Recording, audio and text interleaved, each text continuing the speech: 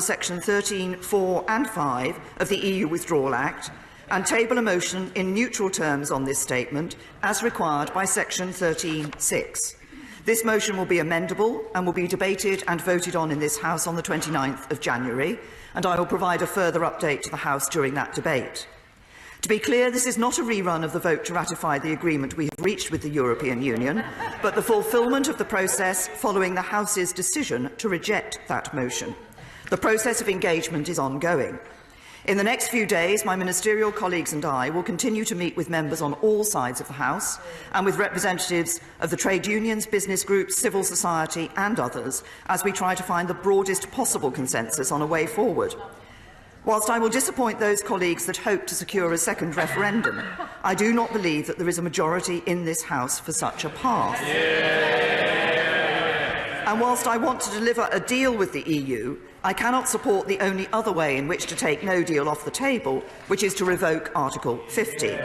So my focus continues to be on what is needed to secure the support of this House in favour of a Brexit deal with the EU. And my sense so far is that the three key changes are needed. First, we will be more flexible, open and inclusive in the future in how we engage Parliament in our approach to negotiating our future partnership with the European Union. Second, we will embed the strongest possible protections on workers' rights and the environment.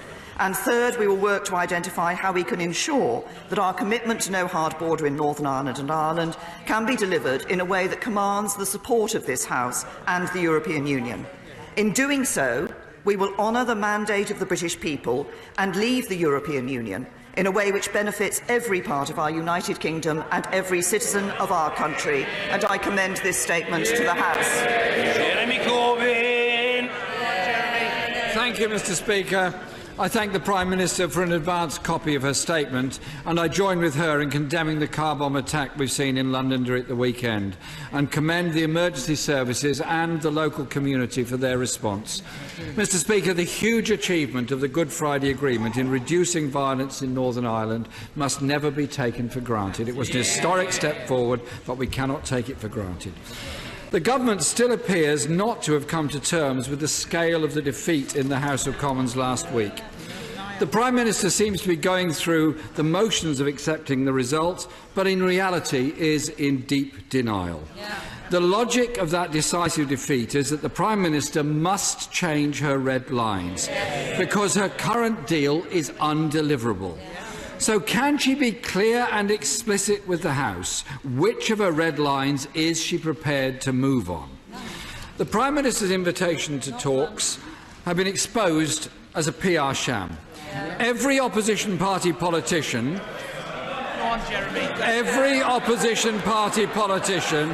came out of those meetings with the same response. Contrary to what the Prime Minister has just said, there was no flexibility, there were no negotiations, nothing has changed. Order. The Prime Minister was heard, and when there was noise, I called for it to stop, and the same must apply to the Leader of the Opposition. No one in this chamber will shout the right honourable gentleman down. Don't even bother trying, you're wasting your breath. Jeremy Corbyn. Thank you, Mr. Speaker. But I do welcome the commitment that the fee for EU citizens to apply for settled status will be waived. Mr. Speaker, the Prime Minister was fond of saying that this is the best possible deal on the table. It is the only possible deal on the table. But our EU negotiating partners are clear, and I quote, "Unanimously, the European Council have always said that if the UK chooses to shift its red lines in the future to go beyond a simple free trade agreement, then the EU will be immediately ready to give a favourable response."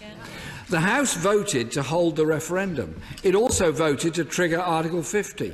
There is a clear majority of this House to support a deal in principle and to respect the referendum result. But it requires the Prime Minister to face reality and accept her deal has been comprehensively defeated. Instead, we now understand the Prime Minister is going back to Europe to seek concessions on the backstop. Can I ask the Prime Minister this? What is the difference between legal assurances and concessions? What makes her think that what she tried to renegotiate in December will succeed in January. Mr. Speaker, this really does feel a bit like Groundhog Day. So, the first thing she must do is recognise the clear majority in this House against leaving without a deal and rule out no deal and stop the colossal waste of public money planning for an outcome. Questions too must be asked of the Chancellor. He reassured businesses that no deal would be ruled out by the Commons, yet he is sanctioning £4.2 billion to be spent on an option he believes will be ruled out. The Foreign Secretary said last week it was very unrealistic to believe the House of Commons would not find a way to block no deal. Mr. Speaker, can I ask the Prime Minister to meet first with her Chancellor and her Foreign Secretary and see if they can convince her to do what is in her power to rule out no deal? And if she will not do that now, will she confirm to the House that if an amendment passes that rules out no deal, she will implement that instruction? The Prime Minister agreed the backstop because of her pledge to the people of Northern Ireland to avoid a hard border. But no deal would mean a hard border in Ireland and break the Prime Minister's commitment.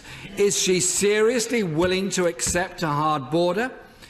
But today heralds the start of a democratic process where this House will debate amendments that will determine how we navigate Brexit. Of course the government tried to block us ever getting to this stage. They wanted us to have no democratic scrutiny whatsoever.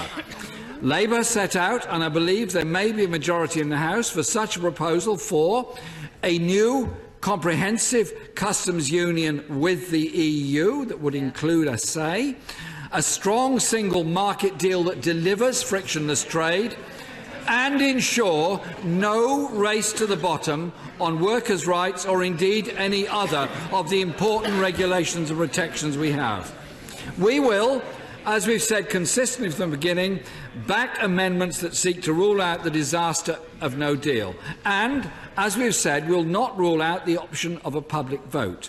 So, Mr. Speaker, no more phony talks. Parliament will debate and decide. And this time, Mr. Speaker, I hope and expect the government to listen to this House. Thank you, Mr. Speaker. Can I just say to the right honourable gentleman, he says no more phony talks. It would be nice just to have some talks with him on this issue.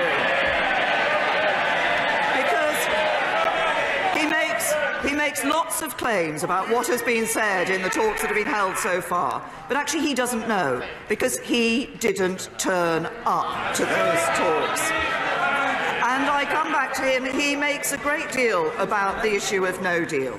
He said that there is a consensus. I think he said there was a view across this House that supported a deal in principle and wanted to deliver on Brexit. That's exactly what I want to sit down and talk to him about. Because what we need to see is what is it that will secure the support of this House to enable us to leave the European Union with a deal. And we are continuing to listen to groups across the House in order to find the way to secure that support. Now, he talks about ruling out no deal. As I said in my statement, there are only two ways that you can ensure that no deal does not happen. One is to revoke Article 50, to reverse the decision of the referendum and to stay in the European Union.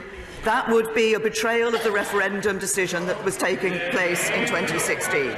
And the other way is to agree a deal with the European Union. And it is precisely about finding a way that we can secure the support of this House for a deal that I'm talking with members across the House about and want to talk with the right honourable gentleman about. So I hope, from what he said today, that he will reconsider his decision not to attend those talks. He asked me to he complained about the amount of money that was being spent. He talked about £4.2 billion being spent and how that money should actually be spent in other ways. I see the Labour Party have put out a press release saying that money should be spent in other ways. What the right honourable gentleman might not have noticed is that actually that £4.2 billion is not all money that's being spent on no deal. If we stop spending that money, then we wouldn't be prepared for a deal either. So he needs to recognise that actually government has to spend money to ensure that we are in a position, whatever the outcome of the negotiations with the European Union, whether we leave with a deal or in a no-deal circumstance. So I say once again to the right honourable gentleman and across the House, for those who are concerned about no deal, that means we should be leaving with a deal. But what we need to find is the way that this House can secure the support of this House for a deal. What has been clear from the discussions that we have had so far is the wide variety of views that are held around this House on this issue. But when it comes to it, we all need to be able to look our constituents in the eye and say that we did the right thing by them. That is leaving with a deal that we ensures we deliver on the referendum and protect their jobs. That is what the government is about, that is what we're working on, and that is what we will deliver. Mr. Kenneth Clark.